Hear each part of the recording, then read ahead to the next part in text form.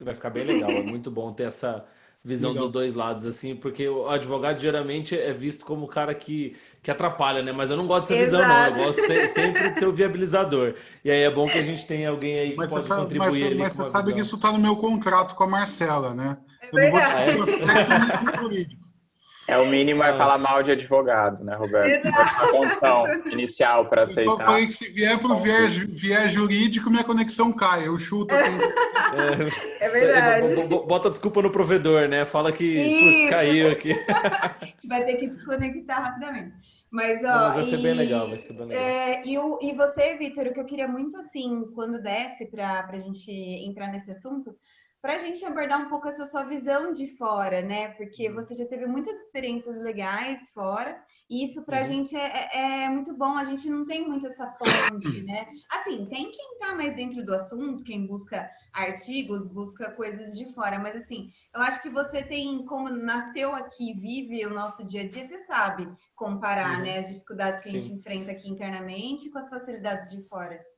Exato. Né, eu vou abordar, igual você falou hoje mais cedo, né? Eu acabei Uhum. já me lembrando de de alguns casos interessantes que dá para a gente citar, Ah, que bom. mas na prática o que a gente vê de diferença é mais uma questão cultural, né? Uhum. É, eu não gosto muito de colocar o Brasil, aliás, eu detesto, assim, a minha conexão cai se alguém falar assim, ah, não, mas o Brasil é muito difícil. Não, assim, eu acredito que é uma situação que a gente tem que ir Nossa, construindo, então a gente entendeu? vai ser seu fã para sempre, cara, Para porque essa é a tese sempre. A inicial. gente tem que construir, essa é a ideia. Por quê? A gente fala de startup no Brasil há o quê? 10 anos, no máximo, estourando, Sim. né? Que a gente tem essa cultura de olhar para o empreendedorismo dessa forma. E com base nisso, a gente entende que quando você compara com o ecossistema de fora, Israel, Vale do Silício, Uhum. enfim, esses maiores aí do mundo, eles Uhum. já têm décadas de experiência, né? Fala-se de inovação desde o final do século XX, não, no final do século XVIII, XIX, desculpa, na Califórnia, quando o Porto de São Francisco era usado para fazer transporte de telégrafo, né? Então ali já Uhum. tinha Já uma ponta começou de daí, né? tecnologia, aí foi crescendo ali a questão da fundação da HP, do Fairchild Sim. Semiconductor, lá no final da década de 50. Então, assim, 60 anos, 70 anos construindo uma história permitiu com que ali o ecossistema se desenvolvesse e que uma cultura fosse construída. Ou seja, investimentos já fluem melhor, a gente já tem toda a Uhum. questão de por que, que um investidor vai Experiência, aportar né? numa startup. Então, a partir daí, a gente entende que no Brasil a gente ainda está pequeno nesse aspecto. Exato. Por outro lado, muitos avanços ocorreram nos últimos anos, né? Uhum. Tanto regulatórios quanto culturais. Então, há um bom tempo, quando você fosse falar de investimento em startup, você tinha uma outra visão. Hoje a gente já tem uma questão mais evoluída. Então, antes os investidores eles tinham uma cultura de ser mais restritivos, né? Hoje a Uhum. gente já permite, a gente já vê muitos investidores que têm uma visão de eu vou permitir com que a empresa inove, com que ela Uhum. cresça, não vou colocar tantas cláusulas agora trazendo para o Uhum. juridiquês que vai bloquear o potencial de crescimento da empresa, porque isso é uma coisa que é complicada, né? Uma vez a gente pegou um caso com um investidor anjo que não tinha experiência em startups.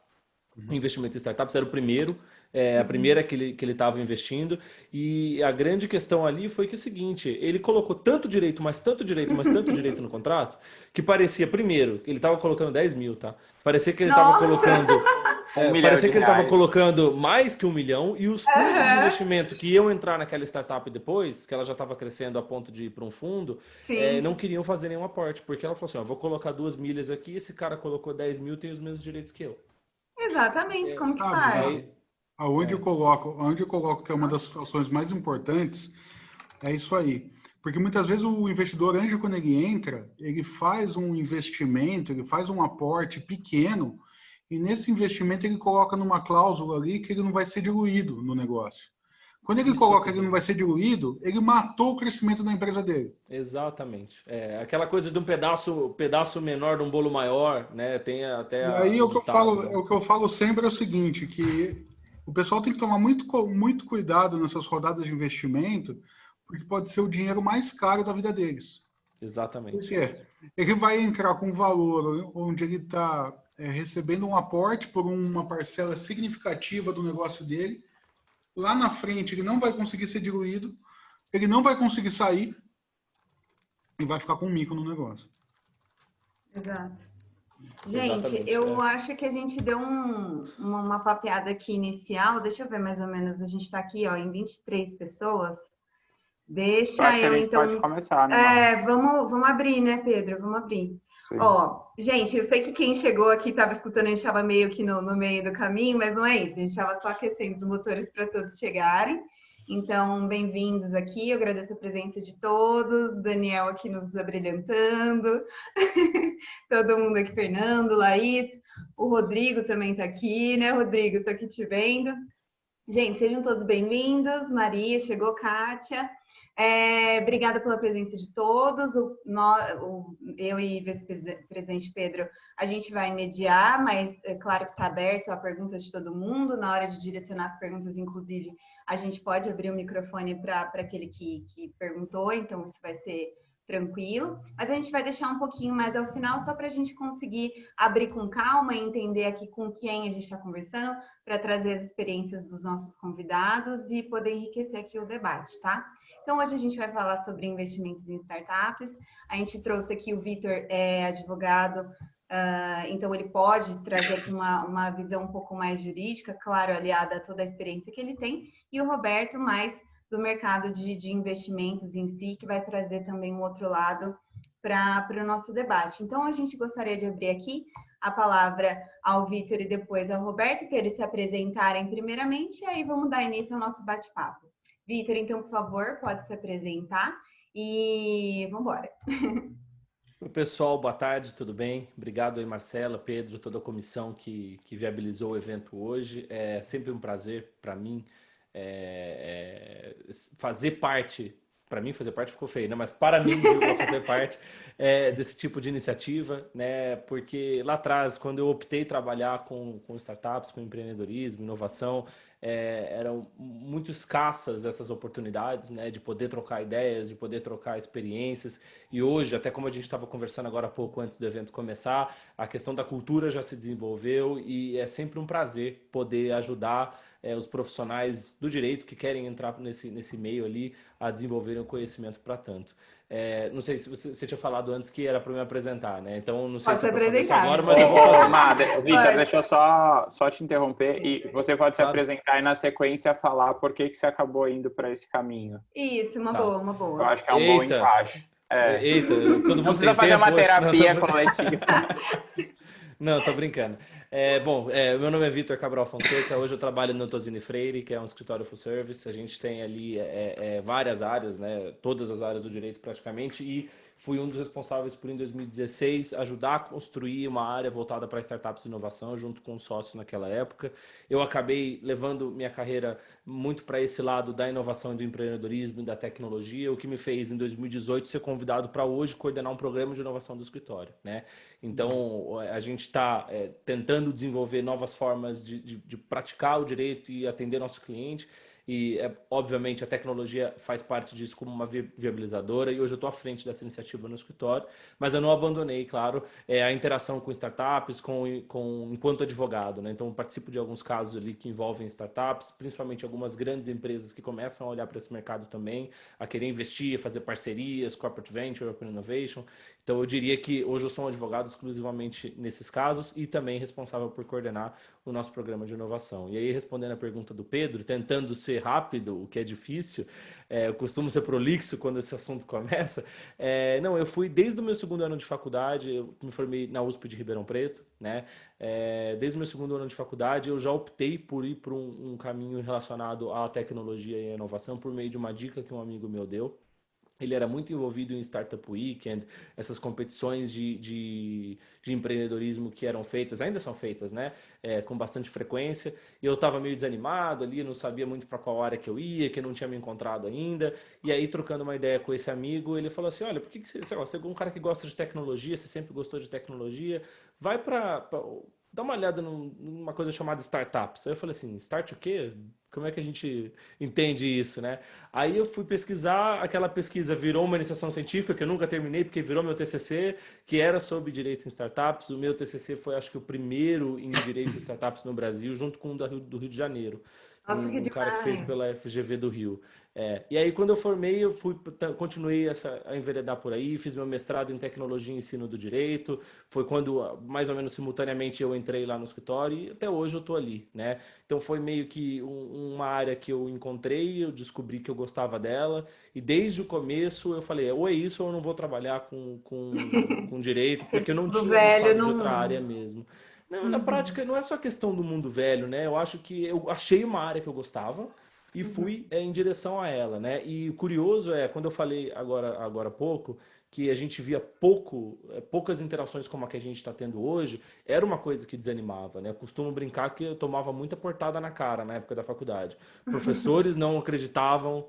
Pode falar, Pedro. Mas, Vitor, é até curioso, porque eu gostei quando eu soube que eu fui até ver um livro. Eu trabalhei numa startup no final de 2015 em Campinas, e no Uhum. final, 2016, quando eu achei seu livro em 2017, eu lia e via situações que eu vivia e não tinha onde É, Achar, buscar né? conhecimento. Então, assim, eu acho que realmente você e o Bruno são um dos vanguardistas aí no tema. é. O legal E, do livro, para quem não sabe, a gente publicou o Direito das Startups, acho que foi final de 2017, começo de 2018. E curiosamente eu não concordo com o título do livro, tá? Porque eu não acredito na existência de uma disciplina autônoma jurídica para as startups, Sim. mas eu fui voto vencido, aham. tá? Ali naquele caso, mas vai embora, não tem muito prejuízo. Mas enfim, quando a gente publicou o livro, a ideia foi realmente trazer uma visão plural, porque o Bruno tem uma startup, né? Ele tem Uhum, uma startup Sim. de negociação. O Eric trabalhava numa startup, na prática, ele estava ali naquela época, hoje ele já empreendeu já, né? Mas na época ele trabalhava na uhum. Easy Taxi e eu sou advogado. Aliás, os três éramos advogados, mas eu estava na parte de Sim. escritório. Então a gente juntou três visões. Eu tinha também uma bagagem muito acadêmica, porque eu tinha desenvolvido uma pesquisa nisso desde 2012, 13 mais ou menos. E então foi muito legal o resultado do livro. Até hoje ele é comentado. A gente está precisando correr para a segunda edição, mas estamos É, esperando o marco legal da startup sair, né? Eu vou falar dele sim, no né? meio Para da comer, conversa, conseguir, né? né? Já Porque senão as concluir isso. alterações vão ser muito pequenas. Mas enfim, é isso. Então, respondendo rapidamente, Pedro, eu acreditei na área, fui. Já enfrentei muita gente falando que não ia dar em nada, né? Que essa era uma área Uhum. que não ia vingar e tal. Quando a gente olha para o que está o ecossistema hoje, ninguém acreditava que ia chegar nesse ponto, né? Que não ia ser só um De frisson ali, né? Exatamente, de todo mundo discutir, tentar construir junto, integrar com o mercado, falar da inovação para o direito aí em si, que é a questão das legal techs, das law techs. Então ninguém achava que ia para esse caminho, mas eu Uhum. acreditei e fui aí, estamos aí.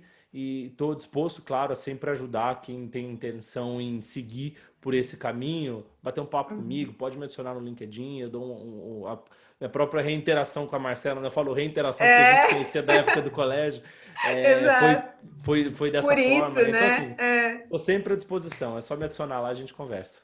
E, gente, o Vitor, assim, queria dizer que ele é um dos mais lidos, tá? Não sei se você sabe, Vitor, tá brincando, mas vocês são dos mais lidos, sim. É o que o Pedro falou, tipo, é uma luz, assim, para quem está começando mesmo a estudar a matéria. Foi um livro muito importante para mim e sei que para muitos outros advogados. Então, assim, a gente tentou divulgar a live ao máximo, depois ela fica disponível também no YouTube. Eu acho que a gente vai ter bastante.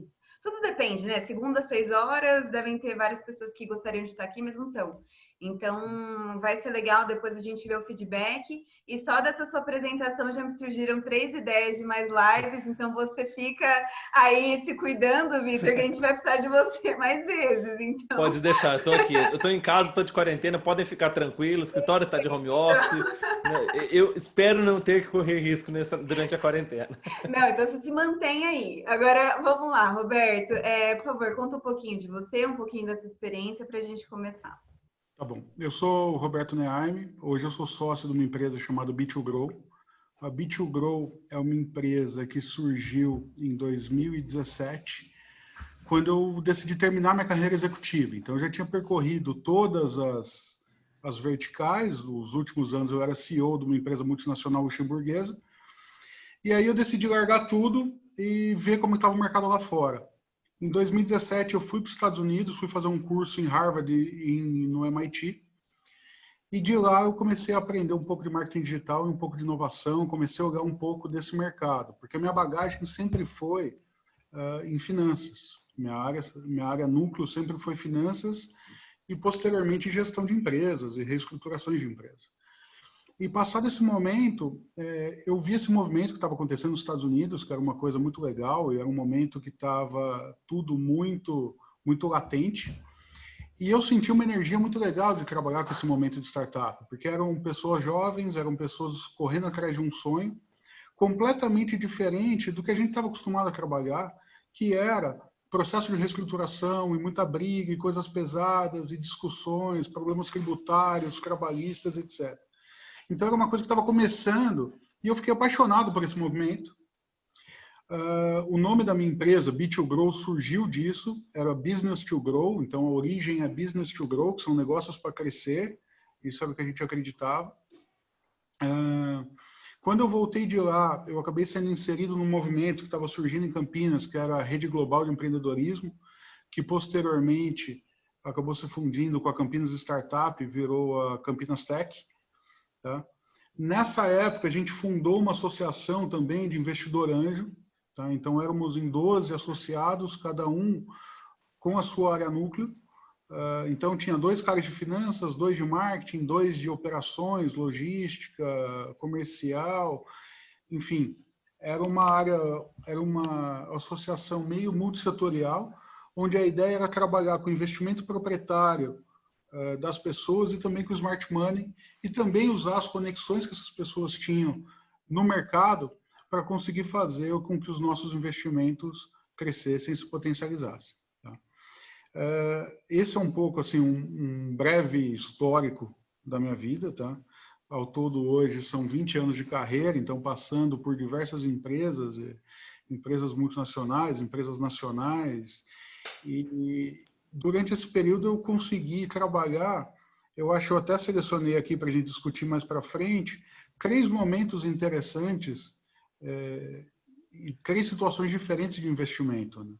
Uma enquanto corporate venture, uma como investidor anjo, na pessoa física mesmo, do Roberto, e alguns investimentos enquanto com amigos, né, com algumas associações. E também trazendo investidores de fora para fazer startup aqui no Brasil também. Perfeito, Roberto.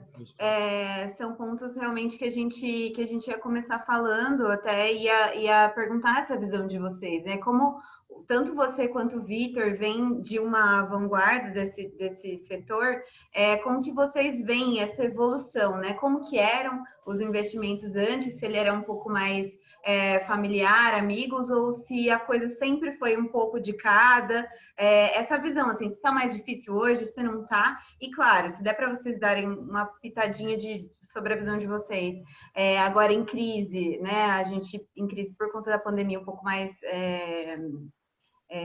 assim, mais grave, se isso mudou a visão dos investidores ou se vocês percebem que não, é mais uma questão de analisar se a empresa, o empresário estão numa maturidade mínima para receber um aporte, né? Eu vejo o seguinte, eu vejo que oportunidade para investimento a gente sempre busca, tudo depende do setor e do momento. Em 2017, a gente estava buscando coisas que fossem coisas de aplicativo, coisas que fossem altamente escalável, fosse replicável e que tivesse uma oportunidade de crescimento grande. Hoje, passado alguns anos, a gente busca coisas diferentes, a gente busca negócios mais sólidos, com menos capital intensivo e com mais perpetuidade. Tem até uma brincadeira que os investidores falam, que antigamente eles buscavam unicórnio. Uhum. Hoje eles já estão buscando eles falam que o unicórnio é um animal mitológico, o que eles estão buscando são negócios reais. Então, hoje, principalmente no Brasil, a gente tem uma oportunidade ainda focada na economia real, muito forte na área de agrotech, muito forte na área de food tech, saúde. Uhum. Por quê? Toda vez que a gente vai fazer algum investimento onde eu uso o investidor estrangeiro, a maior argumentação que a gente tem para eles é mostrar que o Brasil é o 5º maior mercado consumidor do mundo. Então, esse é o principal argumento que eu uso para vender qualquer negócio para fora do Brasil e tentar trazer investidor de fora para cá. Uhum. Então, assim, existem oportunidades, eu acho que a oportunidade ela muda ao longo do tempo.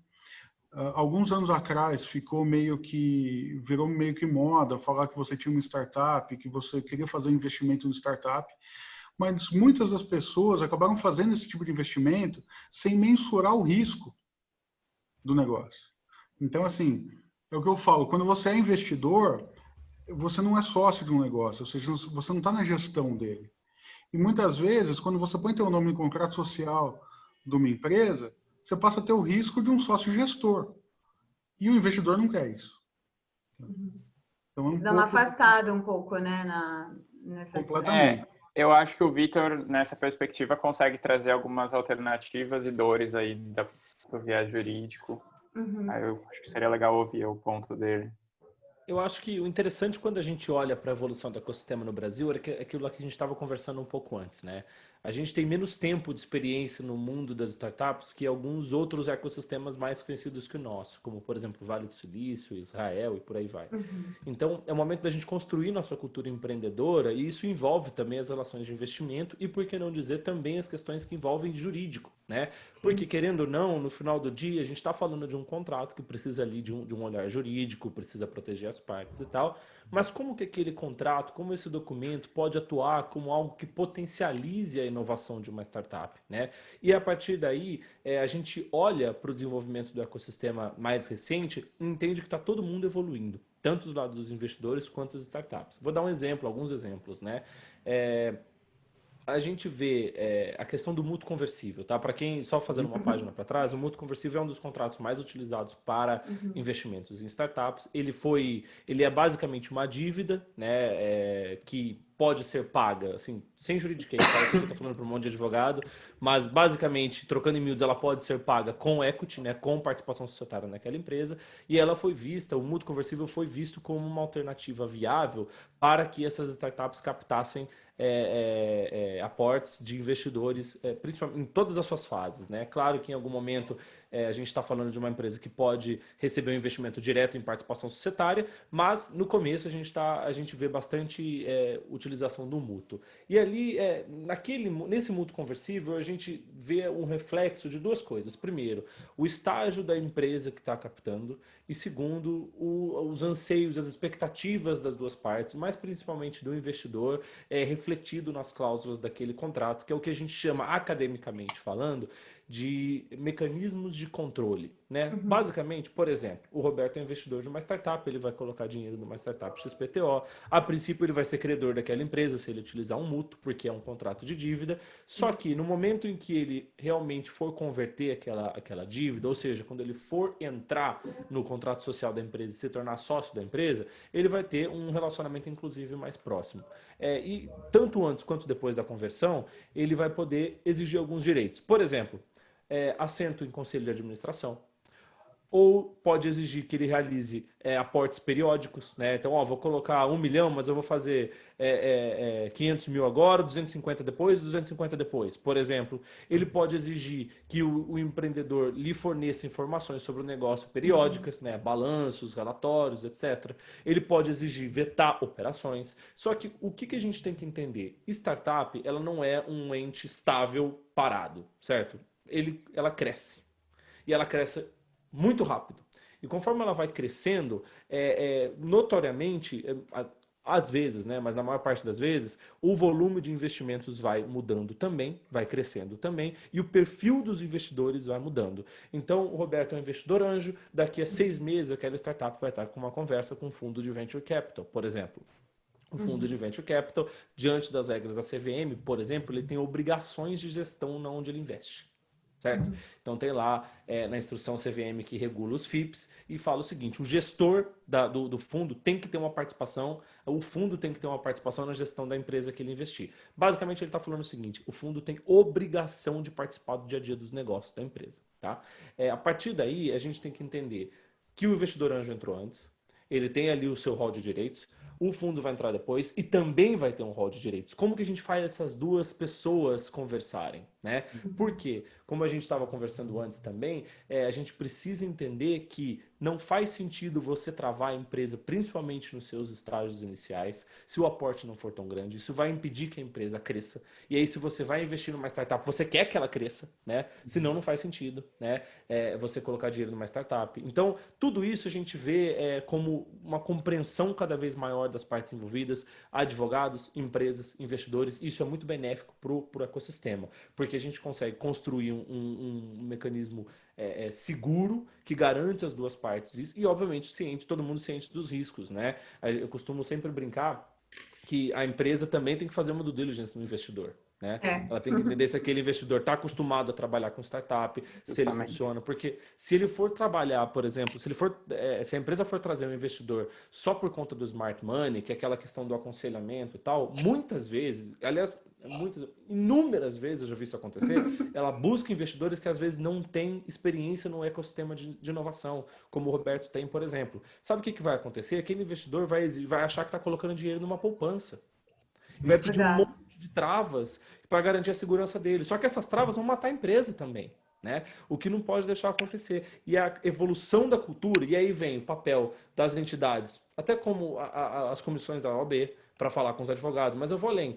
Aceleradoras falando de empreendedorismo, grandes empresas investindo em startup, essas comunidades de inovação que tem, acho que em Campinas tem a WIMI, tem em São Paulo a gente tem Cubo, Inova Bra, enfim, que fomentam o empreendedorismo, as aceleradoras corporativas ou as aceleradoras independentes, que fazem o trabalho de ensino, de evangelização do ecossistema, para que isso seja refletido na segurança e no crescimento das empresas para o seu desenvolvimento. Basicamente é isso. E no final do dia, o advogado precisa saber onde ele está pisando, porque é ele que vai saber falar, olha, é um investimento numa startup.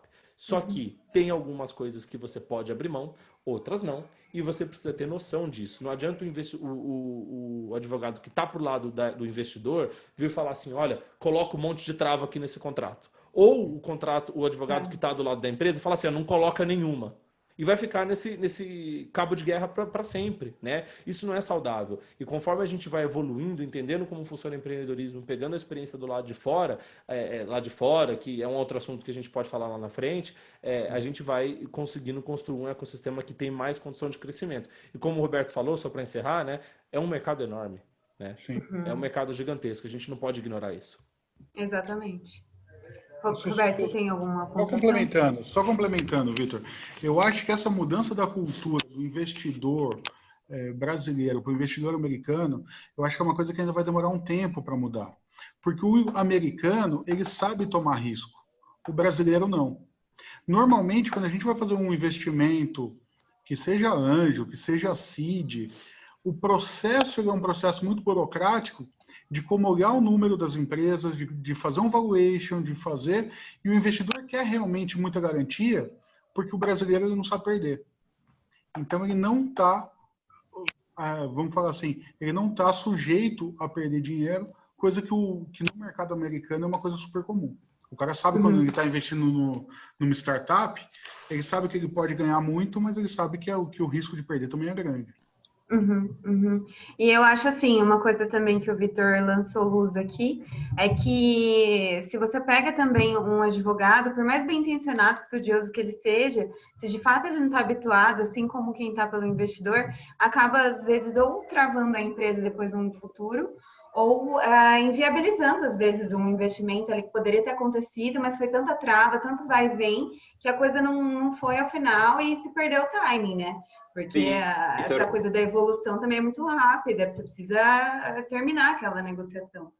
A própria questão do arranjo do mútuo conversível que o Vitor traz, ela é muito precisava ser mais popularizada, né, na cultura do advogado, porque eu acho que é um arranjo aí cível, societário, que traria uma possibilidade até para a gente que está em Campinas, por exemplo. Muitas vezes o cliente se depara com essa situação e olha e fala assim, nossa, mas é possível eu ter esse gatilho? E então eu acho que também a cultura da advocacia como um todo precisaria talvez encontrar essas novas ferramentas, né? Não sei se vocês compartilham disso.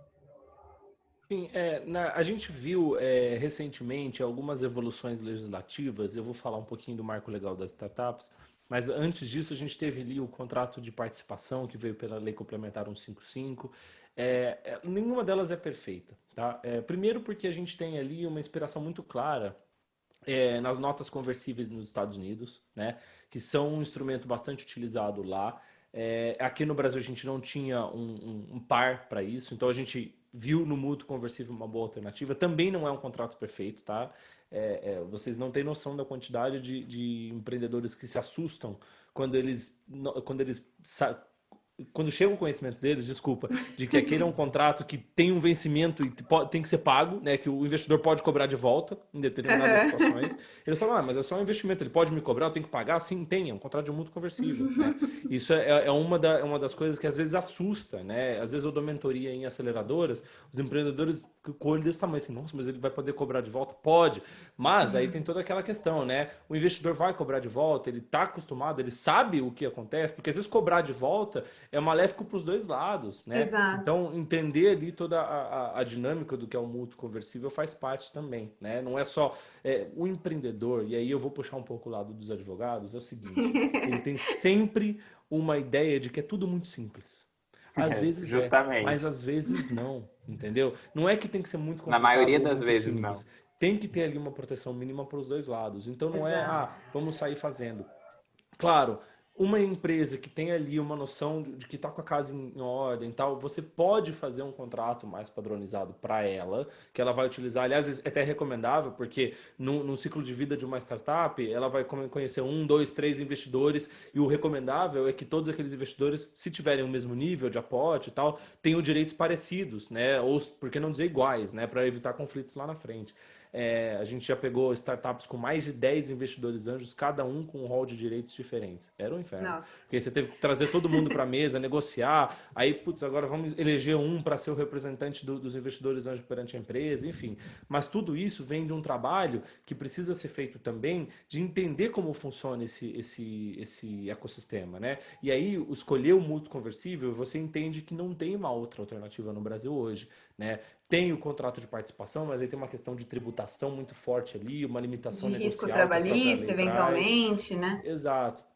Então, assim, aí outra opção, SCP, mas SCP tem alguns problemas também do ponto de vista fiscal, né? Porque se você Exato. adere a uma SCP, se você funda uma SCP, você tem que abrir mão do Simples. Muitas startups estão no Simples. Ah, mas então eu vou aportar dinheiro direto na startup, já vou comprar a participação societária. Tem que olhar para o ágio, porque você está comprando ali, às vezes a empresa tem 10 mil de capital integralizado, você está comprando 10% daquilo que vale 1.000, você está comprando por 1 milhão. E essa diferença aí, né? Como é que a Receita olha isso, né? A Receita Federal olha isso como ágil, pode ser tributado, mas não é tributado na SA. Ou seja, tem um monte de nuances que pelo menos um preparo mínimo, o advogado que vai trabalhar nesse mercado tem que ter, né? Para ele não cometer esse erro. Então coloca no contrato de mútuo conversível, por exemplo, uma previsão de que no momento de conversão, quando vai ter de fato a compra e venda de participação societária, vai ter a transformação daquela startup, se ela for limitada, em SA. Porque aí não vai ter tributação do ágio. Ou seja, são pontos, são detalhezinhos que eles não podem ser ignorados e que eles garantem a segurança das duas partes. Eu costumo brincar que o trabalho de um advogado que mexe com startups, ele é muito ingrato. Porque se por um lado ele tem que ser flexível a ponto de deixar os negócios fluírem, ele tem que ser muito responsável, porque uma coisinha mata a empresa. Uma Exato. dívida de 10 mil mata a empresa, que às vezes é uma multinha numa empresa de médio porte, mas para uma startup pode ser o dinheiro que ela tem para passar 2 meses antes de buscar um outro aporte, né? Então tem que tomar muito cuidado nesse aspecto. Essa medida da onde segurar, onde soltar, eu também acho que é o segredo do bom profissional, você tem que se manter ali sempre estudando. E essa questão que você apontou também, acho que a questão fiscal é algo que nem todos nós, né, temos conhecimento, às vezes trabalha na área empresarial, mas não tem tanto essa visão fiscal. E eu vejo cada dia mais que, assim, o advogado, além da tecnologia estar vindo como uma coisa assim, olha, advogado, começa a saber aí mais áreas do que só o básico, que não vai dar para você assessorar ninguém só com esse conhecimento. E eu acho que a área de startups ela é a que mais mostra isso. Eu compartilho da sua visão de que não é uma área autônoma, porque a gente está falando aqui de fiscal, tributário, tem riscos trabalhistas, muitas vezes a depender do segmento. Tem a questão a parte civil de contratos, que você pode tentar desenvolver uma coisa nova, mas até o momento a gente não tem, enfim. Então, eu acho que é uma área bem desafiadora, não é para, assim, não é uma coisa muito tranquila, assim. O pessoal acha que, não, beleza, eu vou atuar, vou pegar minha parte na empresa como pagamento e boa. Não, você está atuando numa coisa de extrema responsabilidade. Então, acho que é bem por aí. Pedro, você tem alguma pontuação para fazer?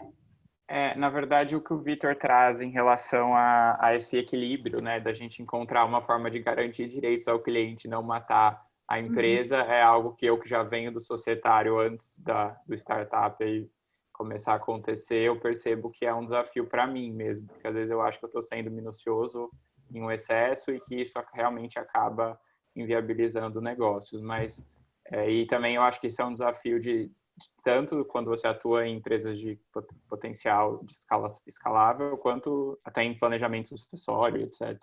Então, é bem interessante a gente ver essa nuance que acaba sendo tentar achar um equilíbrio que não existe um certo, né? Existe, na verdade, o que você entende como gatilho essencial.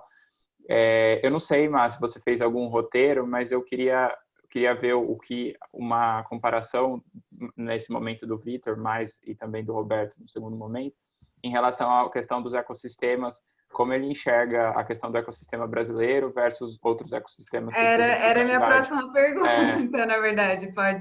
Vamos falar sobre isso. Legal. O ecossistema brasileiro, ele é curioso porque a gente viu isso ser falado muito no começo da pandemia, né? São vários Brasis dentro de um Brasil, né? Para o ecossistema de inovação também, né? Eu costumo brincar que precisamos parar de buscar um Vale do Silício brasileiro, né? Não vai acontecer por 1000 razões. O tamanho do país é um deles, porque a gente tem uma distribuição muito grande de atividades, de lugares onde... Os campineiros vão ficar bravos, viu, Vitor, com essa sua fala. Não, mas os campineiros, o pessoal de São José dos Campos também, o pessoal de BH também, o pessoal de Porto Alegre, Florianópolis também, todo mundo que quer ter um Vale do Silício brasileiro, Recife, Porto Digital, enfim, não precisamos parar com isso, né? A gente tem que entender que existe uma pluralidade aqui de regiões. O empreendedorismo tem se desenvolvido muito forte nesses lugares também. E outra, segundo, porque a gente não precisa de um Vale do Silício brasileiro, a gente precisa criar a nossa cultura, né? Lá já foi criada, como eu falei, eles já estão assim no track de empreendedorismo, de mexer com tecnologia há muito tempo, né? Para quem não conhece a história do Vale, eu recomendo que busque ali algumas fontes. Tem um livro chamado Troublemakers, que é muito bom, mas tem vários documentários na internet sobre a Fairchild Semiconductor, que é o pessoal que fundou a HP, do Shockley, do William Shockley. Enfim, é uma história muito rica, muito legal. E eu vou até, para contar isso, eu vou contar minha primeira experiência na Califórnia, tá, gente? Eu adoro a Califórnia, tenho uma bandeira da Califórnia pendurada na minha casa. Mas aliás, você tá com eles lá na Universidade de Miami, né, com o pessoal lá nos Estados Unidos, ou não mais? Eu faço um trabalho de mentoria com o pessoal do Law Without Walls, que é da Universidade legal, de Miami. Eu tinha lido sobre isso. Já acabou o programa esse ano, agora vamos ficar para o ano que vem. Eu espero que esse ano eu ia para lá, né, para poder fazer a mentoria em loco. Não deu certo por razões que todo mundo conhece, mas eu espero que ano que vem tudo mude. Mas enfim, vai mudar. Que a primeira vez que eu fui para o Vale, lá para a região da Califórnia, para o Vale do Silício, eu tinha a impressão que eu ia andar num lugar super tecnológico, que ia ficar passando drone em cima, o pessoal andando de carro autônomo, robô me servindo comida.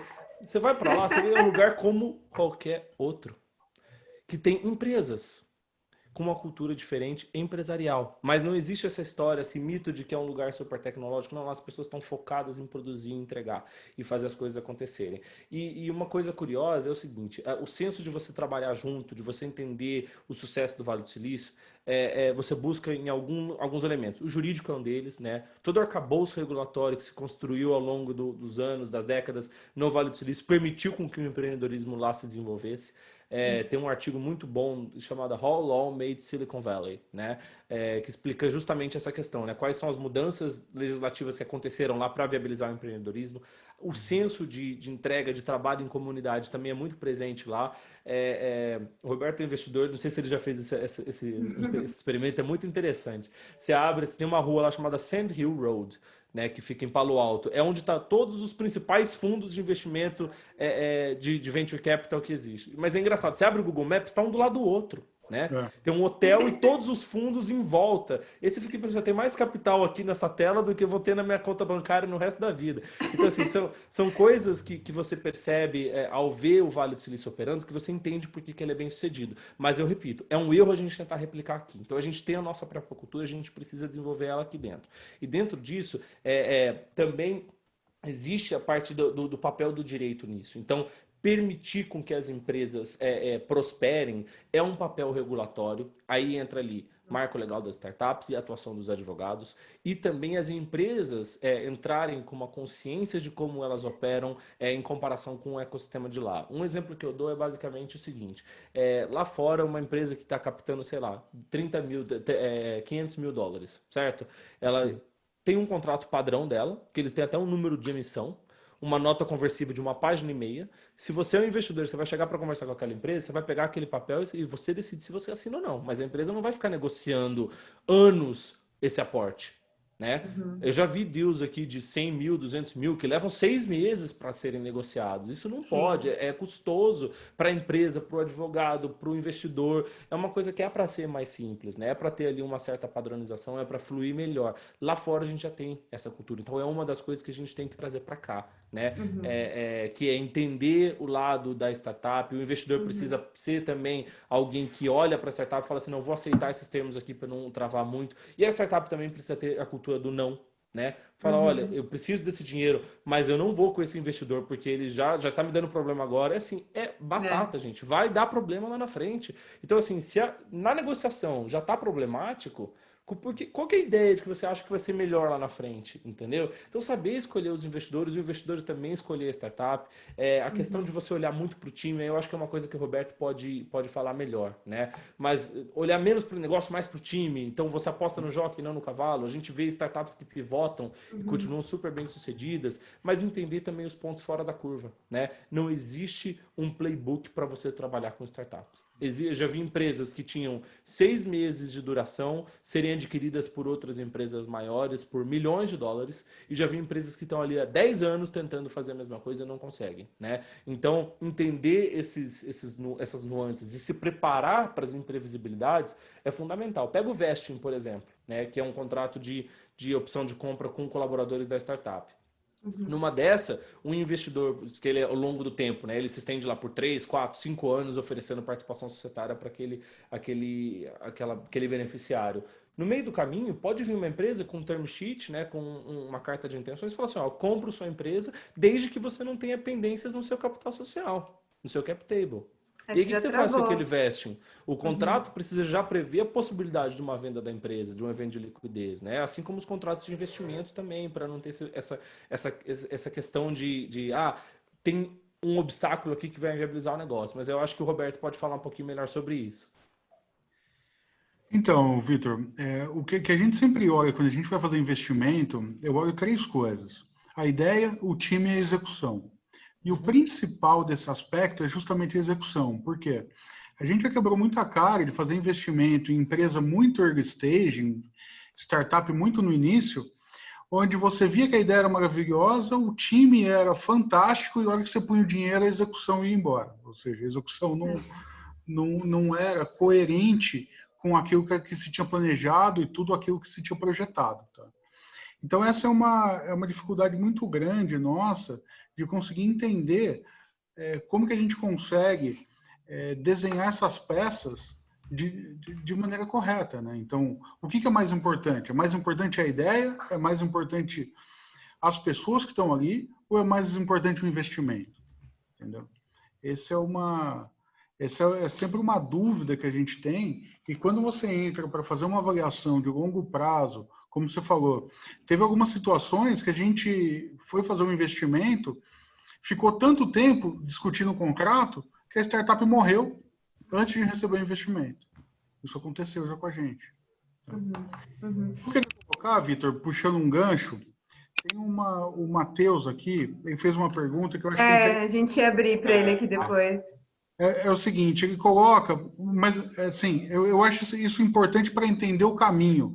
Ele está perguntando qual que é o melhor momento para uma Lautec buscar investimento externo. Então, eu acho que era interessante a gente explicar um pouco o momento de cada um dos investimentos e o ticket de cada um dos...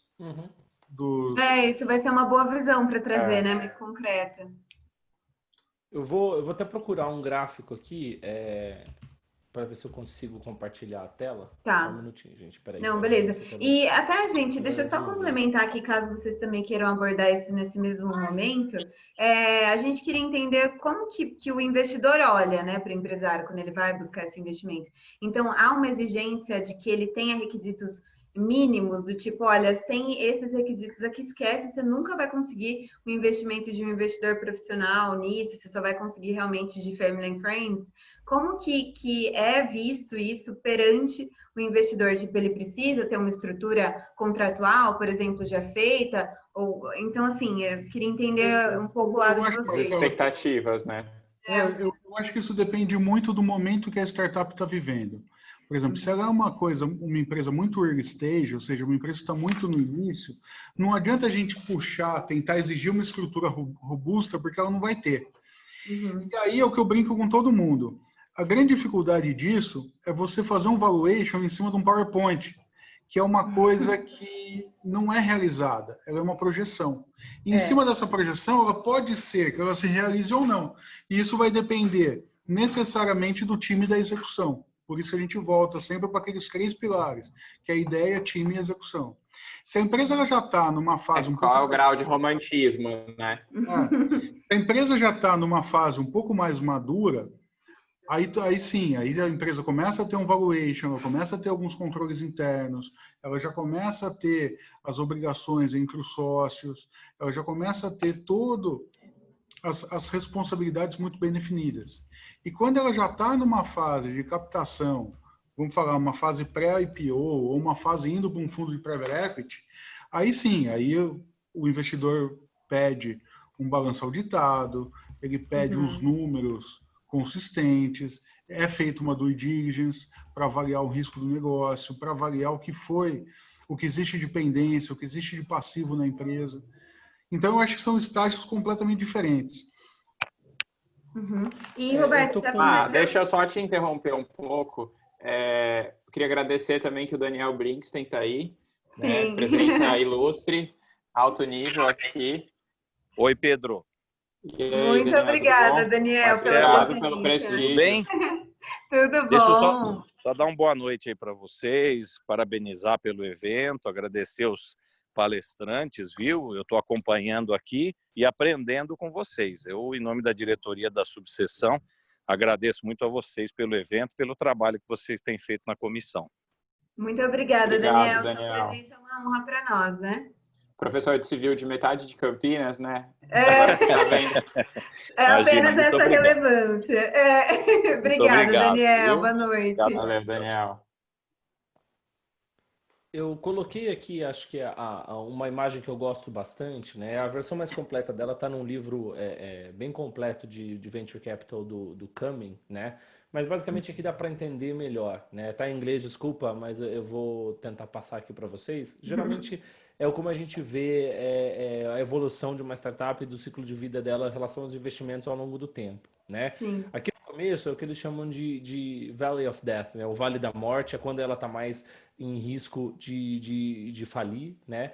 Aqui é o que eles chamam de break-even, basicamente é quando ela já começa a se sustentar sem precisar de capital externo, o que não significa que ela vai deixar de buscar, porque às vezes ela precisa para algum projeto, para alguma coisa específica, mas basicamente, vamos entender aqui, né? A gente começa primeiro com Family, Friends and Fools, né? Que são aqueles investidores, é uma siglazinha para falar de família, amigos e os tolos, né? Aqueles que acreditam no negócio desde o começo. Aqueles que acreditam, né? Do fundo do coração no seu negócio. Exatamente. Então, o dinheiro tio, o irmão, o pai que tem ali, o amigo, ou o dinheiro dos próprios sócios, né? Na prática que a gente chama de bootstrapping, né? Que é quando o próprio sócio coloca dinheiro lá para trabalhar. Então, é um momento em que a empresa ainda não tem um capital externo, começa a buscar. Os anjos entram logo em seguida, com às vezes alguns aportes menores. Eu não sei se o Roberto concorda comigo, a gente não tem um ticket bem definido para cada uma dessas, mas eu já vi aporte de investimento hoje de 20, 50 mil até 500 mil, né? Eu também, já vi alguns casos que passou de 1 milhão. Na média é disso, né, Vitor? Fica entre 50 e 500. Mas o anjo de verdade, a gente fala entre 50 e 200. Se ele já vai para um ticket acima de 200, já é um pré-seed. Ou um micro VC, alguma coisa um pouco menor ali, né? Mas eu já vi anjo que colocou 1 milhão, né? Assim, é aquilo lá. Se você for procurar a regra disso, não tem, né? Mas eu acho que basicamente onde a gente encontra, estatisticamente, acho que o Roberto pontuou muito bem ali, uns 200 mil, entre 50 e 200 mil tá muito bom. Aí você já começa a ir para fundo, né, de venture capital ou investimento de alguma empresa. Hoje já se fala muito do corporate venture capital, né, que são grandes empresas que vão investir numa startup, seja diretamente, seja por meio de um fundo. Tem vários fundos de multi-corporate venture no Brasil operando hoje. Aqui, basicamente, você está tendo alguém que já vai ter uma gestão maior na sua empresa. Não que um anjo não vai ter, mas o fundo ele é obrigado a ter, como a gente falou. E, obviamente, o caminho para isso, o final disso tudo é um IPO, né? Ou uma compra e venda, um exit, uma saída, né? Seja dos investidores ou dos sócios, para uma compra e venda da empresa total, né? Mas qual que é a grande mágica, né? Seja aqui, qualquer lugar desse gráfico, pode vir uma empresa e falar assim, ó, te compro por 50 milhas, por exemplo, né? E aí, como que você vai lidar com essa situação, né? É o momento de você vender? É ou não é? É o momento que você vai vender ou não? O empreendedor está pronto para esse tipo de coisa? Ele vai ser contratado pela empresa, por exemplo, que vai comprar para continuar desenvolvendo o projeto? Ou é somente uma compra por conta da tecnologia que ele está desenvolvendo, por exemplo? Então, tudo isso tem que fazer parte da consciência de que a startup, como eu falei lá no começo, não é um ente estável, né? Que ela vai crescer ao longo do tempo. E isso tem que ser percebido tanto pela própria empresa quanto pelos investidores, né? Porque não basta a empresa ter essa consciência e falar assim, ó, eu vou fazer tudo para fomentar o meu crescimento. Não, o investidor também precisa contribuir para isso, né? Então, que tipo de coisa eu vou pedir nos meus contratos para que a empresa continue crescendo? Um exemplo clássico disso é a não diluição, né? O Roberto citou isso, mas a gente já viu, eu mesmo já vi alguns casos em que o investidor, por exemplo, pediu uma não diluição total, né? Ah, não, eu não vou ser diluído nunca. De quem que vai sair essa porcentagem? Porque a conta tem que bater 100, certo? Exato. O 100% do capital social. Em algum momento, vai sair de quem? Você já parou para pensar nisso? Do empreendedor, do fundador da empresa. É ele que tem que estar motivado, porque é ele que vai estar no dia a dia lá fazendo a operação acontecer. Então, se toda vez que um investimento novo entrar, precisar daquele empreendedor, do fundador, abrir mão de um share, de uma participação dele para reequalizar o investidor, algum momento o investidor vai ter mais participação societária que o próprio fundador que está lá no dia a dia da operação da empresa, né? Mas isso significa Isso então é que eu vou... um fluxo comum, né, de uma startup de sucesso. Exato, mas aí olha como as nuances são importantes, né? Aí significa, então, que o investidor que colocar ele vai ser totalmente diluído? Não necessariamente. Os investidores mais early stage podem ter alguns benefícios. Diluído pelo no mútuo, eu sempre brinco assim. Alguns VETs, por exemplo, né, Vitor? Não aí ainda, nem cheguei nesses direitos, mas, por exemplo, no momento que ele seria diluído, ele vai poder comprar, que é na conversão, né? Ele vai poder comprar aquelas ações com um desconto, que não vai diluir ele completamente, vai diluir um pouco, que é uma bonificação por ele ter entrado logo no negócio. Então aquilo lá, ele colocou menos dinheiro? Colocou, mas ele acreditou no negócio desde cedo, né? Antes do fundo entrar. Como é que você premia ele por conta disso? Por que é mais vantajoso você entrar cedo do que entrar lá na frente? Porque na prática não é, né? É melhor você entrar numa empresa mais estruturada, né? Então você tem que dar uma bonificação para aquele investidor que colocou desde cedo. Não é uma não diluição total, é uma diluição parcial. Então existe ali no contrato de mútuo conversível a possibilidade de você prever um desconto na compra das ações no momento da conversão. O segundo ponto é justamente o que o Pedro falou, alinhar os direitos que os investidores têm para que eles correspondam em volume àquele gráfico. Então, por exemplo, investidores anjo, é ideal que eles tenham os mesmos direitos entre si, né? Não faz sentido nenhum um investidor anjo que colocou 300, outro que colocou a mesma coisa, ter o direito de vetar uma operação num valor tal e o outro uma operação num valor menor, por exemplo. Ou um ter um assento no conselho de administração lá na frente, o outro não. Então, assim, cada estágio de investimento tem que ter também os mesmos direitos, né? Isso, aí a gente entende o que é um ecossistema maduro, né? Lá fora, por exemplo, como é a empresa que muitas vezes emite o contrato, ela já garante essa uniformização. Todos os investidores daquela rodada vão assinar o mesmo documento, certo? Então não tem como você ter uma divergência de direitos. Aqui no Brasil a gente ainda não tem essa cultura. Então o que você precisa fazer enquanto advogado, né? É sentar com o investidor e falar assim, olha, essa empresa já recebeu um aporte do investidor tal. O contrato que ele usou foi esse. Você não precisa usar o mesmo documento, mas vamos colocar para você os mesmos direitos que ele tem, para que lá na frente não tenha um conflito. Por quê? Quando entrar o fundo, ele tem regulamento e tem obrigação CVM. Então, os direitos que ele vai te pedir, ele não pode mudar.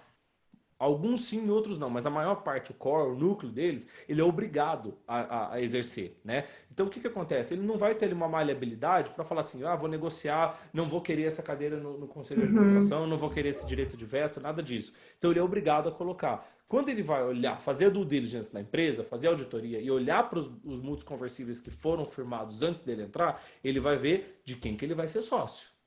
Porque aqueles investidores vão ser sócios daquele fundo, né? E aí, naquele momento, ele vai falar assim, olha, eu não posso ter, eu sou obrigado a ter um voto, pelo meu regulamento, eu sou obrigado a ter um voto afirmativo para operações acima de 300 mil, por exemplo. Só que tem um investidor anjo que pediu a mesma coisa para 500.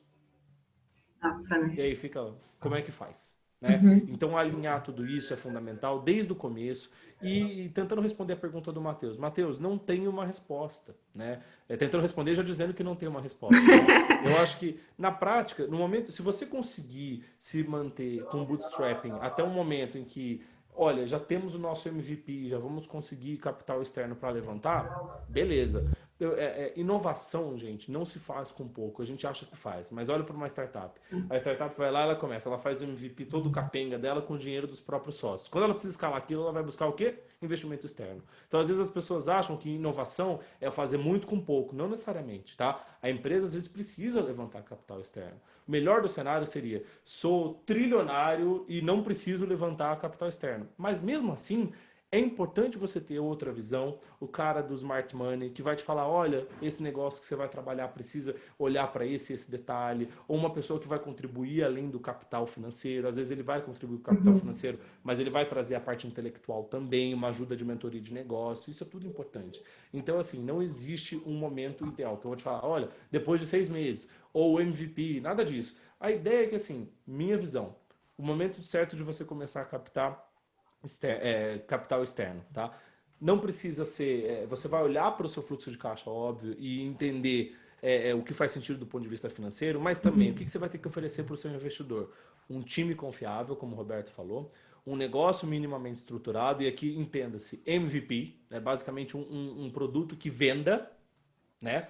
O MVP não é só um macro que roda no computador do empreendedor, não. Ele precisa ser potencialmente vendável, né? Ele precisa ter uma base mínima de clientes, porque o MVP ele é um produto de teste, né? Ou pelo menos uma previsão desses MVPs, de uma POC. Tem muita empresa B2B, né, que vende para a empresa, que faz testes em outras empresas. Eles chamam isso de POC. Proof of Concept, né? Então vai lá, faz um contratinho de 6 meses para você testar aquele software numa empresa maior que tem a capacidade de estressar o sistema e ver se ele está funcionando bem, e aí com isso você faz os ajustes. Então, se você apresentar isso para o investidor, ele vai olhar com bons olhos. Imagina, olha, você já está com um contrato negociado ou já firmado com um potencial cliente grande. Isso são coisas relevantes, né? Então, cada empresa é uma empresa. Pode parecer um clichê falar isso. E aí não vale só para a Lotec, tá, Matheus? Qualquer startup, tá? Sim, concordo. Qualquer empresa que esteja ali no momento de captar, é um trabalho de intelectual dos sócios, de olhar para o dia a dia dos negócios e ver se faz sentido, se já tem uma base de clientes. Mas mais importante ainda, se você precisa daquele dinheiro, né? Quais são os pontos-chave de necessidade? Escalar um produto, contratar pessoas, né? Olha, estou precisando de um desenvolvedor, ou até mesmo contratar advogado, às vezes precisa, né? Para uma operação, você vai precisar daquele dinheiro, né? Então, assim, e traçar bem o que você vai fazer com esse dinheiro, porque o investidor não quer que você pegue o dinheiro dele e fale, vou comprar, estou usando isso para pagar meu aluguel aqui do meu escritório, mas na verdade você está lá usando para comprar balinha para o pessoal se sentir mais feliz. Não, saber dar o destino certo para o dinheiro, né? Saber se você realmente precisa daquilo e fazer análise, porque no momento que você aceita um investimento externo, você está falando de uma relação que pode ser muito duradoura e é muito profunda quando ela se torna uma relação de sociedade, né? Então precisa ter ali uma confiança mútua, precisa ter um alinhamento de expectativas, né? Tanto do investidor quanto da empresa, e isso pode ser refletido na parte jurídica também. E eu queria só fazer uma pontuação aqui rapidinho. Eu acho que eu queria, na verdade, fazer uma pergunta. Se vocês, na prática, já viram muito investimento submetido a uma assessoria financeira que o investidor dá, se ele vincula isso de alguma maneira para que ele possa ajudar principalmente esses em early stage. Como que é isso na prática?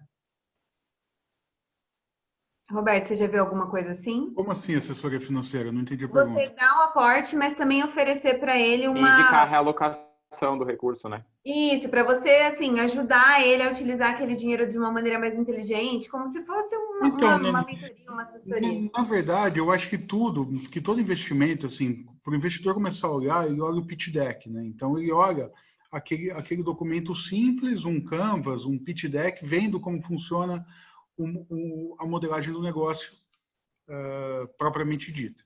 A partir daquilo, eu, pelo menos, hoje mesmo, de manhã, eu estava fazendo um trabalho desses. Eu estava conversando com uma empresa, que é uma das maiores empresas do setor,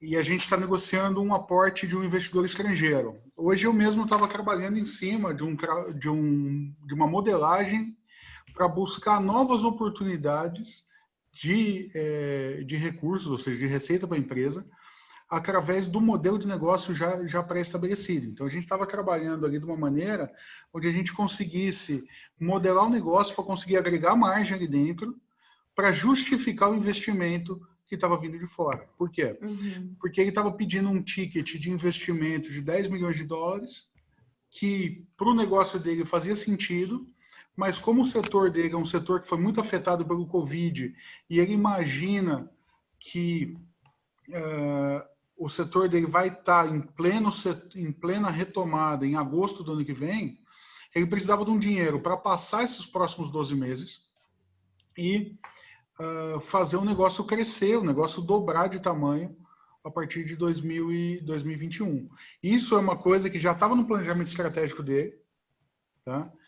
E o que aconteceu? O Covid achatou, o Covid fez com que ele mudasse basicamente a estratégia de negócio dele, porque ele trabalha com o setor de eventos. Tá? Então, é uma empresa que trabalha com marketplace de setor de eventos. Então, é uma coisa que a gente foi obrigado a trabalhar dessa forma, sim. Mas Porque legal isso. Você teve que ir trabalhar ali ao lado dele, né, para poder viabilizar aquela situação. não vinculando, mas ajudando ele a criar novas oportunidades de receita dentro do negócio que ele já existe, que ele já tem. Uhum. Isso, Legal. na verdade, Marcelo, é o que a gente chama de smart money, né? É você Uhum. trabalhar ali com o aporte intelectual além do financeiro, além do capital, né? E tem para serviço financeiro, como você perguntou, mas também eu já vi com marketing, com direcionamento de negócio, com mentoria.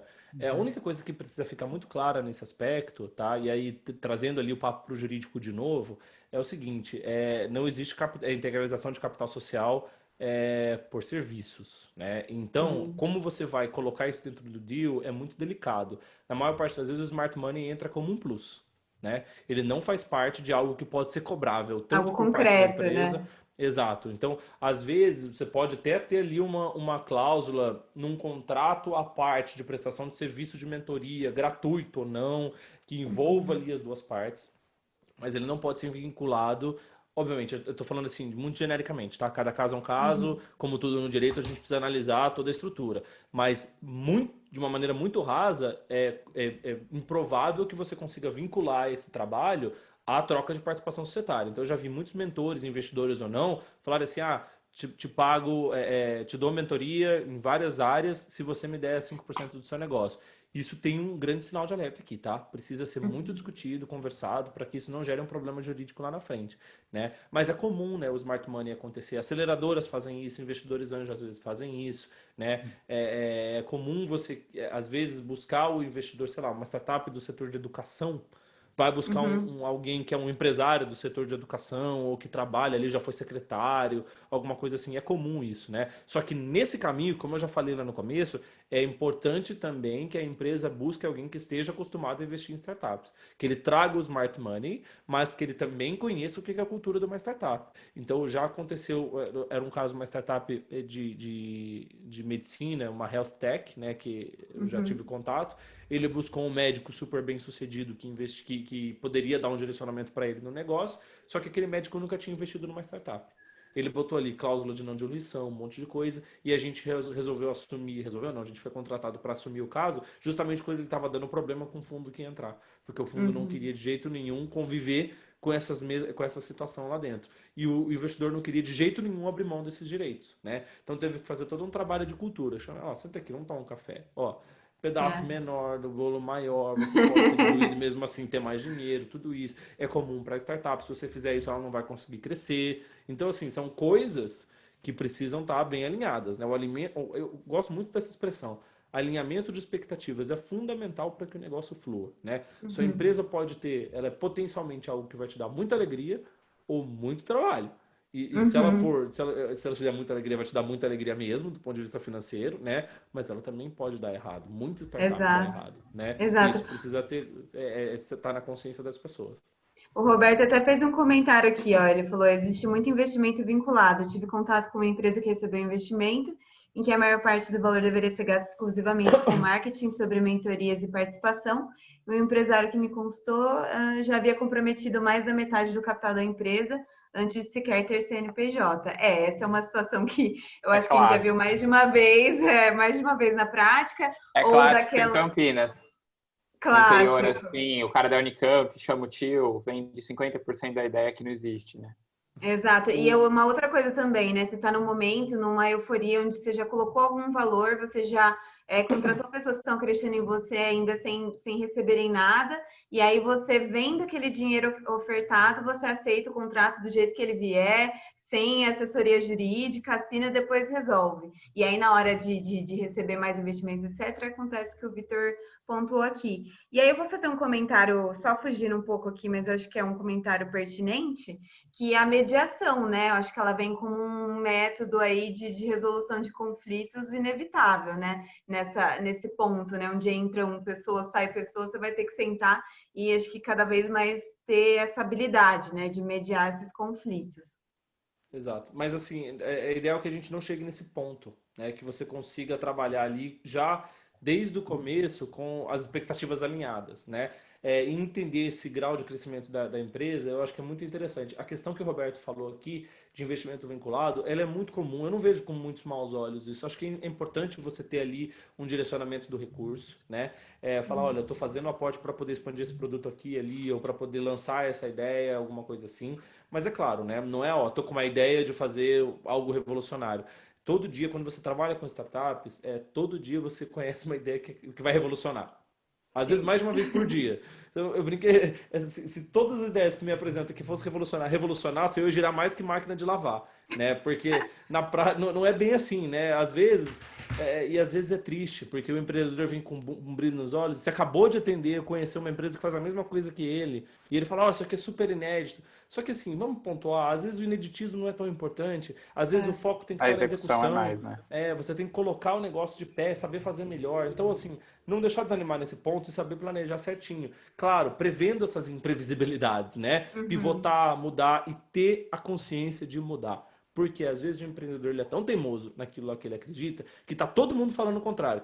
Advogado, cliente, mentor, aceleradora, todo mundo falando muda, muda, muda. Ele não muda e a empresa vai lá e fala, mas deu errado, o mercado no Brasil é ruim, a gente não tem bem cultura de por aí, empreendedorismo, né? o ambiente regulatório, tem um monte de trava. Não, cara, vamos lá. Tem mundo, sabe aquela coisa do eu avisei? Tava todo mundo levantando a placa do eu avisei. Você continuou fazendo aquilo. Então, é sempre importante você buscar essas opiniões externas e olhar também para os dados que você coleta, para as informações que você levanta, para poder direcionar seu negócio. E no momento que você acende o sinal de alerta de que você precisa mudar, muda, né? Muda. O PayPal surgiu como um serviço de criptografia de Palm, eu acho, um negócio assim. Hoje eles são um dos maiores processadores financeiros do mundo. Netflix entregava DVD. Acho que é o maior caso de pivotagem que a gente viu nos últimos anos. Eles tinham uma entrega de DVD, era o core business deles. Aí eles fundaram, alguém lá dentro teve uma ideia e falou assim, olha, eu acho que a internet vai evoluir nos próximos 10 anos e a gente vai conseguir levar o filme pela internet. Vamos investir nisso? Deram um dinheiro pro cara, criou um núcleozinho lá para ele pensar nisso. Deu 5 anos, o negócio dele já estava maior que o DVD. E aí se tornou o principal negócio do Netflix. Então, ter essa coragem de mudar, né? Ouvir as opiniões externas, saber estar aberto a essas opiniões é fundamental para qualquer startup. E às vezes o advogado pode ser, curiosamente, pode ser a pessoa que vai abrir os olhos dele, né? Falar assim, olha, muda, vai para essa direção, porque o seu contrato permite, ou já desenhar o contrato permitindo isso. Eu coloquei um material aqui no chat, quem quiser ver, Ah, legal. é um documento produzido pelo IBGC, né, que é o Instituto Brasileiro de Governança Corporativa. Foi um trabalho muito legal feito ali, coordenado pelo IBGC e o Maximiliano Carlomagno, que é de uma consultoria de inovação. E a ideia ali foi justamente trazer alguns princípios de governança corporativa para startups. E no começo eu confesso, até já falei isso com ele, tá? Não é nada novidade, não. Eu confesso que eu tinha um certo preconceito. Eu falei assim, um guia de regras para governança corporativa para startup, dizer o que o empreendedor pode ou não fazer, né? Não bate com o empreendedorismo de startups, né? E quando eu cheguei na reunião na qual eles ouviram o pessoal de mercado, eu fui um dos convidados, estava todo mundo com essa mesma preocupação. Ele falou assim, não, a gente quer fazer um negócio pé no chão, a gente não vai ficar soltando um monte de regra, a gente entende que startup no começo tem um perfil, ela vai crescendo, quando ela vai começar a se preocupar com formalizações, com registros, esse tipo de coisa, e o documento produzido ficou muito, muito, muito legal, porque eles dividiram o ciclo de vida da startup em 4 etapas, e em cada etapa você tem que se preocupar com algum ponto mais relevante do ponto de governança corporativa. Então é um documento que eu recomendo bastante, eu acredito, eu posso até mandar para vocês depois um convite, eu acho que a gente vai ter um webinar sobre esse documento nas próximas Por favor, semanas. a gente remanda aqui para todo mundo. Mas de qualquer forma o link está aí no chat para vocês acessarem, quem tiver curiosidade de acessar aí, é gratuito, pode baixar e aproveitar. Não, perfeito, achei Omar, maravilhoso. eu queria fazer uma pergunta aqui. Tá, Vitor, pode você estava falando sobre, para o Vitor, mas eu acho que estende ao Roberto também com a prática dele de investimento. Vocês estavam falando sobre buscar pessoas que já têm um know-how aí sobre investimento nesse sentido de venture capital, etc. Mas um movimento que a gente tem percebido, até eu e o Marcelo, a gente foi outro dia procurado até por um município, que é dessa questão do Estado buscando fomentar e muitas vezes até atuar de uma forma mais ativa, participando de investimento ou como forma de aceleradora, etc. Como que vocês veem esse movimento do Estado, que é algo tão antagônico à disrupção, tentando filtrar e se movimentar nesse sentido? Tá. Eu costumo ver o Estado como um potencial apoiador dessas iniciativas e um valioso apoiador dessas iniciativas, tá? Ele pode atrapalhar como ele pode apoiar, mas eu vejo com bons olhos não não diria a intervenção, mas os movimentos no sentido de facilitar a vida do empreendedor, tá? Aqui eu gostaria de destacar, por exemplo, algumas entidades setoriais que têm feito um trabalho em prol da inovação que ele é muito bom, como por exemplo do Banco Central, né, que ele atua ali pelas fintechs, a gente está discutindo Pix, Open Banking, tudo isso vai dar muito poder às fintechs, né? A própria CVM, que em alguns casos as pessoas falam, elas bloqueiam crowdfunding e tal coisa. Não, a gente tem que lembrar que eles regulamentaram o crowdfunding, né? Eles abriram as portas para o crowdfunding acontecer e as poucas vezes em que isso deu problema, foi responsabilidade das pessoas que estavam fazendo ali em desacordo com as regras, ou antes de consultá-los, né? Ou exigir uma postura quando eles ainda não tinham, quando eles ainda estavam estudando o tema e tal. Ou, por exemplo, até o próprio o MCTIC, que é o Ministério da Ciência, Tecnologia, Inovações e Comunicações, e o Ministério da Economia, eles se juntaram numa iniciativa recente, faz uns 2, 3 anos, para poder fazer o marco legal das startups, né? A ideia ali era ouvir o mercado, e eles ouvem, viu?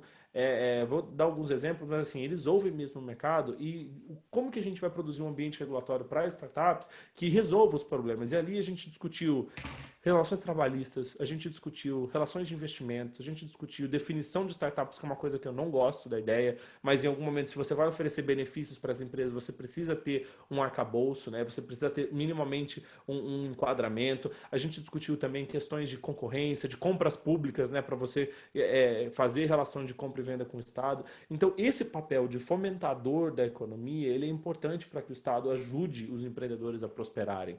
Eu acredito que a gente não vai chegar em nenhum lugar se a gente colocar duas visões opostas e falar assim, elas são opostas e vamos ficar assim. Ou a gente junta essas visões e, por exemplo, o Estado começa a ouvir os empreendedores passem a aceitar que o Estado tem um poder de viabilizar algo que pode ser bacana, é um sentido do progresso, né? O marco legal das startups, por exemplo, o pessoal lá da MCTIC tem trabalhado muito bem nisso, né? E quando eu falo que eles ouvem, assim, eu já cansei, lá no escritório a gente faz um trabalho muito legal de acompanhamento regulatório para ambiente de startups, e toda vez que abre uma consulta pública, seja de entidade, autarquia, legislativo, portaria e tal, a gente oferece contribuições. Fizemos isso com o Equity Crowdfunding, com a portaria do MCTIC, que permitiu investimento de FIP para beneficiários da lei da informática, enfim, tem um monte de regulamentação de fintech, SCD e SCP, né, que são as fintechs de crédito que foram aprovadas recentemente. Todas elas a gente fez um trabalho de comentários. Em todas a gente teve comentário aceito. Assim, é a mesma redação. Né? Ou seja, eles estão lendo, eles estão vendo o que o mercado sugere, que pode permitir que o ambiente empreendedor se desenvolva. Então, olhar para o Estado com esse viés, eu acho importante. É claro, né? Tem potencial de ajudar, como também tem potencial de atrapalhar. Eu acredito que o governo bem intencionado, ele existe, né? Estou dizendo do governo como um todo, tá? Não estou falando de administração atual ou de antiga. Eu estou falando assim, membros do governo, entidades, autarquias que atuam em prol do empreendedorismo, essas iniciativas têm que ser, a gente tem que dar o crédito para elas, porque tem funcionado em alguns casos, né? Na maior parte deles, inclusive. E a partir daí a gente vai desenvolvendo. E é claro, não cobrar as coisas antes da hora. É óbvio que o Estado vai demorar um pouquinho mais para aceitar essas inovações, quando comparado ao setor privado, né? Então, saiu uma tecnologia nova financeira, não tem como esperar que o Banco Central se manifeste no dia seguinte. Sim. Ele tem que passar para analista técnico, para diretor, diretoria técnica. Às vezes, o problema é muito maior do que se imagina, né? Um exemplo disso, que é claro, regulamentação de marketplaces e liquidação centralizada. Para quem não sabe, em 2018, 17, acho, foi 2017, o Banco Central falou o seguinte, olha, todo marketplace, toda plataforma de intermediação que colocar a mão no dinheiro e ainda tiver que pagar o seu fornecedor, seja um motorista de táxi, um dono de um restaurante, no caso de um serviço de entrega de comida, um vendedor, no caso de compra e venda de produto, enfim. Quando ainda tiver uma parcela para ser liquidada, o marketplace vai ter que se integrar ao arranjo de pagamento, que é um negócio enorme, uma regra super difícil de você entender, o que dá um custo tecnológico gigantesco, e boa. Vocês têm até setembro para fazer isso. Todo mundo cabelo em pé, né? Olha, vamos fazer assim, aquilo, tal, não sei o que, não vai ter dinheiro, manifestação de associação representativa, tal. Só que o que aconteceu? O Banco Central olhou, eu participei de algumas reuniões, né? O Bacen olhava para aquilo e falou assim, putz, acho que a gente não previu o tamanho do problema. Porque o que eles estavam querendo dizer? A gente quer evitar que empresas de alto risco fiquem com o dinheiro de fornecedores e num eventual problema que elas tenham, esses fornecedores deixem de receber. O que a gente chama tecnicamente de risco sistêmico, né? Quem garante o risco sistêmico do sistema financeiro no Brasil hoje? Banco Central. Acendeu o alerta, eles falaram assim, olha, a gente tem que olhar para isso, a gente tem que garantir que o dinheiro chegue nos fornecedores no tempo certo, não no tempo que a empresa quiser pagar. Né? Porque é isso que vai garantir com que os milhões de taxistas, os milhões de restaurantes que usam as plataformas, por exemplo, recebam o seu dinheiro. Só que, é claro, esse risco sistêmico existe quando a volumetria das transações é alta, quando você está lidando com muito dinheiro. Só que eles não pensaram nisso lá atrás. Então, eles tentaram resolver o problema do risco sistêmico com uma regulação que inicialmente foi muito forte. E aí, quando o mercado reagiu e eles começaram a abrir as sessões de consulta, de conversas e tal, eles foram mais maleáveis. Em seguida, 3 meses depois, eles lançaram uma correção na circular, falando, olha, só vai precisar se atentar a isso se você operar mais de 500 milhões por ano. O que aí coloca uma régua muito boa já para só as empresas mais robustas fazerem isso. Então, assim, olhar para esse papel do governo, da administração pública, como algo que viabilize o empreendedorismo, né? Que ajude para que os empreendedores se desenvolvam. Tá aí o marco legal em discussão, tem outras regras em discussão também, né? E com isso a gente constrói o ecossistema, porque o governo também é parte do ecossistema, né? Sobre ecossistemas, sugiro 2 livros. O primeiro é do Silvio Meira, eu acho que é Novos Negócios de Impacto no Brasil. Ele fala bastante ali do papel do Estado, como que... Eu vou ver se é esse o título mesmo, peraí. Silvio Meira, Novos Negócios, acho que é... Vamos lá, peraí. Tomando nota aqui, boas sugestões. Peraí. novos negócios inovadores de crescimento empreendedor no Brasil. Tem lá na Amazon, tem em vários lugares para vocês comprarem. Mercado Livre, tá lá. E um outro Magalu, tá tudo lá. Vocês podem escolher onde vocês quiserem. Eu acabei de achar aqui. E um outro livro que é muito legal para entender esse papel do Estado, e aí muitas vezes as pessoas que são mais liberais olham para essa indicação com uma certa desconfiança, né? Mas eu sou obrigado a dar porque o livro é muito bem fundamentado, é o Estado Empreendedor da Mariana Mazzucato, né? Ele fala muito dessa questão de como as políticas estatais viabilizam o desenvolvimento tecnológico em alguns países. Ela traz muitos dados, muitos exemplos. Não é uma visão que eu concordo 100%, mas eu acredito que a gente precisa ter ali o contraponto sempre que a gente for formar uma opinião, né? E a opinião dela, pelo menos, é uma opinião muito, muito boa sobre isso, né? Que é o Estado Empreendedor Mariana Mazzucato. Tem um leão assim na cara. Legal, não, perfeito. Vitor, bom, eu vou passar a palavra aqui para o Roberto, porque a gente vai ter que finalizar até 7h30, tá, Roberto? Porque tá todo mundo com as agendas apertadas, então a gente queria também sua visão sobre esse ponto. Então, eu tenho visto boas iniciativas. Eu acho assim, olhando mais do nosso ponto de vista, né, como investidor e menos, vamos falar, jurídico e legislação, a gente tem visto boas iniciativas em algumas cidades, que nem o Vitor citou.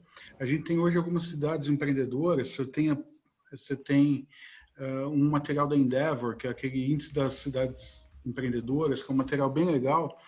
E toda vez que sai aqui, o pessoal de Campinas fica bravo, até com a classificação da cidade, que tá abaixo de Florianópolis, esse tipo de coisa.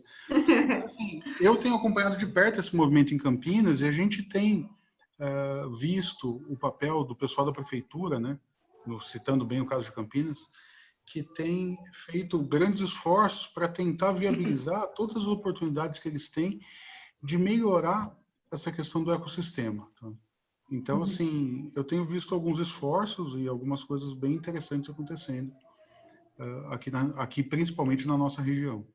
Sim, a gente está vendo um movimento inclusive pela própria dificuldade que a pandemia trouxe, um pouco de interesse também, né, Pedro, de algumas prefeituras, municípios da região, né, se aproveitando do know-how de tecnologia que a gente tem por conta da Isso, e assim, pensando um pouco, lógico, a gente teria que ter um outro dia para falar sobre isso, mas pensando em criar uma estrutura, né, capaz de também abrigar as diversas startups que tem, que a gente está aqui também falando, pensando muito em pessoas que não precisam, às vezes, de uma estrutura aqui de casa, os caras conseguem trabalhar, mas muitas vezes a gente teve aqui um convidado, né, Pedro, que precisava de laboratório, ela precisava de uma questão, assim, um pouco mais... A Unicamp é típica, né, eu acho que um dos principais desafios que a gente tem é conseguir fazer essa alocação de tantas patentes, que eu acho que é a universidade da América Latina que mais produz, mas muitas vezes ela não consegue ter essa consecução no fluxo de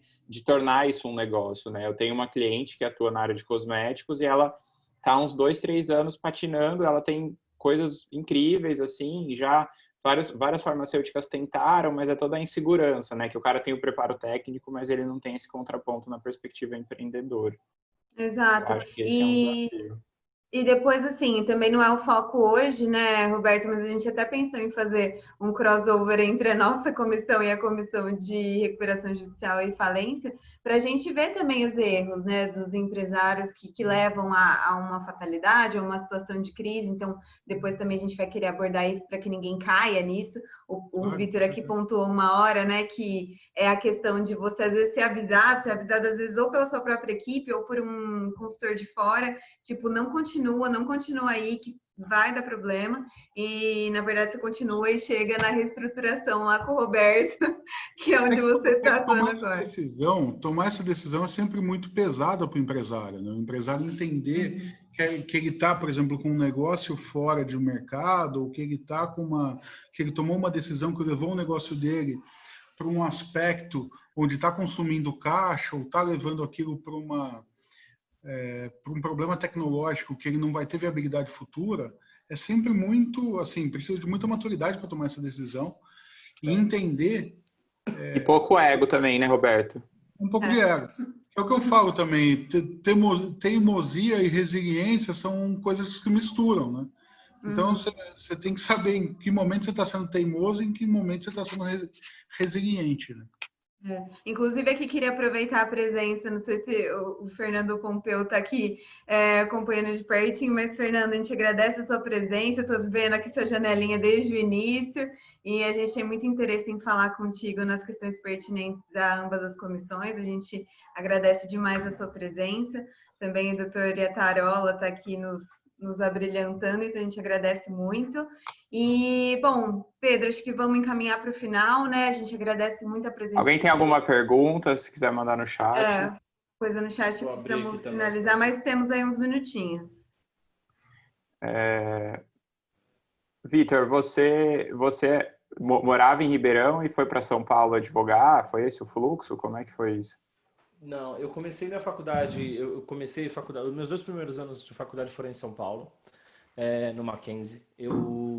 Esse foi 2009 e 10, e aí eu optei por voltar para Ribeirão, tive um problema pessoal, tive que voltar para Ribeirão Preto, onde eu tinha morado a vida inteira, né? Entendi. Apesar de ter nascido em São Paulo, eu morei a vida inteira em Ribeirão, fui para São Paulo para estudar e voltei para Ribeirão para continuar a faculdade. E aí, naquele momento, eu assumi a faculdade na USP, daqui de Ribeirão, foi quando eu, de fato, me graduei, né? Mas eu morei aqui por 17 anos, depois 2 anos em São Paulo, depois eu voltei para cá, mais o tempo da faculdade, 5 anos, e agora eu tô morando em São Paulo de novo. Deu uma boa rodada, né? Roberto, você sempre esteve aqui em Campinas? Como que é o seu... Roberto é campineiro. Eu sou, na verdade, hoje eu moro em Dayatuba. Tá. Eu nasci em Campinas, eu me criei em Campinas, estudei por Campinas. Trabalhei fora, trabalhei em São Paulo, trabalhei em Limeira, trabalhei em outras cidades. Mas sempre com um pé em Campinas. Gente, então, como ninguém aqui se manifestou, a gente agradece mesmo a presença de todos, a presença também aqui do Dr. Fábio Gindler, também estou vendo aqui a presença. Obrigada mesmo pela participação de todo mundo. Vitor, obrigada pelo seu tempo, eu sei que você está com uma agenda absurdamente apertada. Roberto também está no meio dos estudos aí, nos encaixou, que a gente te alugou mais de uma vez, inclusive, para poder trazê-lo aqui, então a gente agradece muito. Imagina, obrigado pelo convite. Certamente vocês serão incomodados para este bom motivo novamente, tá? A gente vai... Um prazer, pessoal. Obrigado, viu? Foi um eu que prazer. agradeço aí o convite, a participação de todo mundo. Um prazer poder ajudar. Sempre que vocês precisarem, à disposição aí. Combinadíssimo. Um abraço. Obrigada, Roberto. Obrigado, Roberto. Fiquem bem aí, Um se abraço a cuidem. todos, gente. Fiquem aí, por favor. Um abraço. Tchau, tchau. Tchau, gente. Tchau, tchau.